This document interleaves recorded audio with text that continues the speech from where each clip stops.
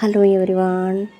ഇന്ന് ഇവിടെ അതായത് ഈ രണ്ട് തെലുങ്ക് സ്റ്റേറ്റ്സിലും ആഘോഷിക്കുന്ന തൊലി ഏകാദശി, അതായത് ആദ്യത്തെ ഏകാദശി, വൈകുണ്ഠ ഏകാദശി എന്നും പറയും.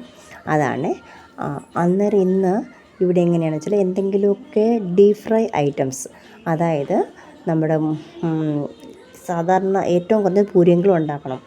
അല്ലാതെ പൂരി, വട, മുറുക്ക് ഇങ്ങനെയുണ്ടല്ലോ നമ്മുടെ എണ്ണയ്ക്കകത്ത് വറുത്ത് കൊടുക്കുന്ന പലഹാരങ്ങളില്ലേ, അതുണ്ടാക്കണമെന്നാണ്. അതുപോലൊക്കെ നോൺ വെജും ഉണ്ടാക്കി കഴിക്കും ഇന്നത്തെ ദിവസം.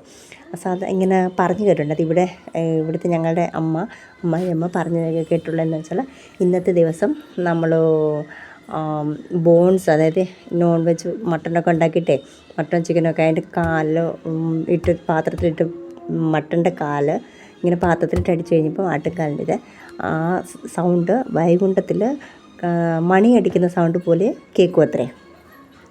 അത് അന്നുള്ള ഇതിൽ ഇവർ ഇന്ന് കണിശമായിട്ടും നോൺ വെജ് ഉണ്ടാക്കി കഴിക്കും. അതാണ് ഇന്നത്തേത്. ഞാനാണ് ചിക്കൻ ഉണ്ടാക്കി, പൂരി ഉണ്ടാക്കി, പിന്നെ എൻ്റെ മോള് നോൺ വെജ് ഒന്നും കഴിക്കാത്തതുകൊണ്ട് അവൾക്ക് വേണ്ടിയിട്ട് ആലു ഉണ്ടാക്കി, അതായത് ഉരുളക്കിഴങ്ങ് കൂട്ടാനും ഉണ്ടാക്കി. ഇതാണ് ഇന്നത്തെ ഇവിടുത്തെ സ്പെഷ്യൽ. ഓക്കെ, ഇനി ഞാൻ അടുത്ത വീഡിയോ ആയിട്ട് വരാമേ. Okay, bye bye.